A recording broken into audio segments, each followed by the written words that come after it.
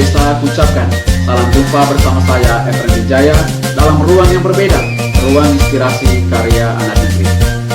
Teman-teman, hari ini saya coba membagi beberapa tips atau strategi ketika teman-teman mau maju dalam kontestasi politik tanah air.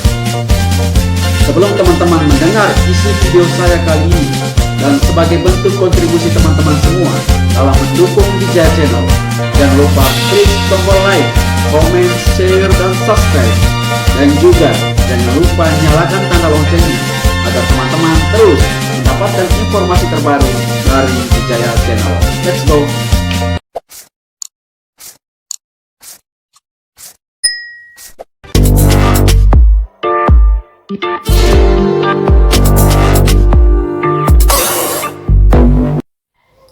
Teman-teman, hari ini saya coba membahas beberapa tips atau strategi politik yang mungkin bermanfaat untuk teman-teman ketika teman-teman maju dalam kontestasi politik tanah air. Beberapa tips tersebut teman-teman saya ambil dari analisis kebijakan nasional, yaitu formulasi, implementasi, dan evaluasi ke dalam sebuah rumusan, yaitu 6F tambah 3H. Sebelum saya bahas secara terperinci formulasi 6F tambah 3H ini teman-teman, terlebih dahulu saya baca beberapa poin dari 6F dan 3H ini. 6F yang pertama teman-teman itu ada fundamental atau dasar pemikiran. 6F yang kedua ada fixed plan atau rencana yang pasti. Dan 6F ketiga teman-teman ada force atau kekuatan. Dan 6F keempat teman-teman ada formatur atau orang yang membentuk sesuatu. Dan F kelima teman-teman itu ada follow up atau tindak lanjut. Dan F terakhir itu teman-teman ada freedom atau kebebasan. Sedangkan 3H teman-teman itu yang pertama, satu, hipotesa atau jawaban sementara. 3H kedua ada harmonis atau selaras atau sepadan. Dan 3H terakhir teman-teman itu ada hakikat atau kebenaran atau juga kenyataan. Sebelum teman-teman mengambil suatu keputusan untuk maju dalam kontestasi politik tanah air, yang perlu teman-teman persiapkan itu yang pertama adalah fundamental atau dasar pemikiran. Ini masuk pada poin F pertama teman-teman. Yang dimaksud adalah dasar pemikiran di sini teman-teman kira-kira apa? Dasar pemikiran dimaksud di sini teman-teman itu adalah gambaran yang ada dalam pikiran teman-teman atas situasi yang terjadi pada kehidupan masyarakat. Itu yang dimaksud dengan fundamental pada F pertama ini. Oke teman-teman, kita masuk pada poin yang kedua, yaitu fixed plan atau rencana yang pasti. Setelah teman-teman mendapatkan dasar pemikiran terhadap apa yang terjadi pada kehidupan masyarakat, langkah selanjutnya yang mesti teman-teman ambil itu adalah rencana yang pasti. Maksud dari rencana yang pasti ini teman-teman itu apakah sesuai dengan kehidupan atau situasi di tengah kehidupan masyarakat dengan apa yang sudah kita persiapkan ketika teman-teman maju dalam kontestasi politik tanah air. Itu yang dimaksud dengan fixed plan pada poin F kedua ini teman-teman.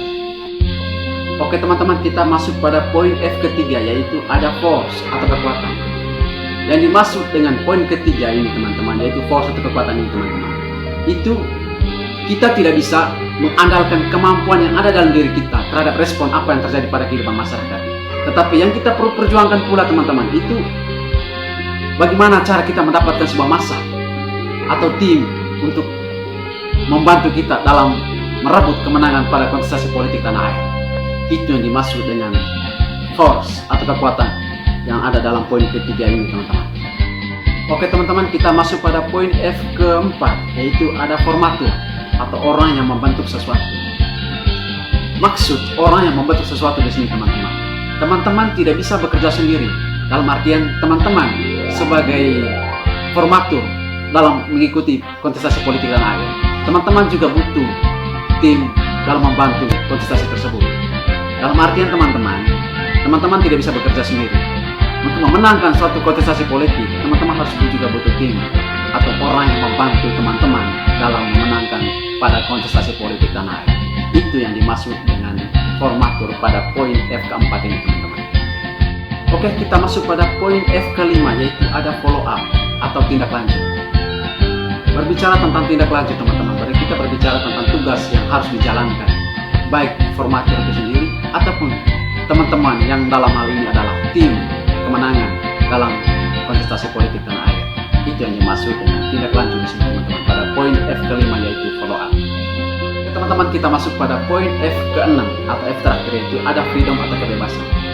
Kebebasan yang dimaksud di sini teman-teman, itu kebebasan bagaimana cara kita untuk berekspresi sebagai daya tarik pada massa untuk memenangkan salah satu jargon yang kita miliki.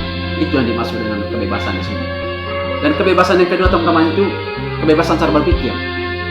Baik teman-teman sebagai formatur itu sendiri ataupun teman-teman sebagai tim kemenangan dalam memenangkan kontestasi politik.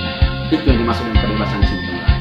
Karena terus terang teman-teman, kita tidak bisa bekerja dengan terperangkap dalam sebuah aturan ketika kita bermain dalam dunia politik.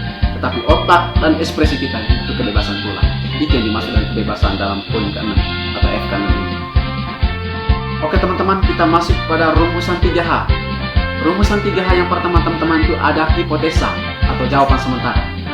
Maksud dari hipotesa atau jawaban sementara pada poin 3H yang pertama ini teman-teman, itu setelah teman-teman mendapatkan dasar pemikiran, rencana yang pasti, orang yang membentuk sesuatu, kekuatan, tindak lanjut, dan kebebasan. Langkah selanjutnya yang mesti teman-teman ambil itu adalah melakukan survei.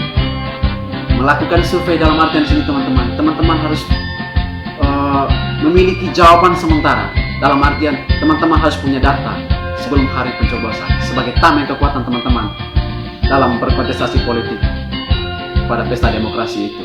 Itu yang dimaksud dengan hipotesa atau jawaban sementara pada poin 3H yang pertama ini.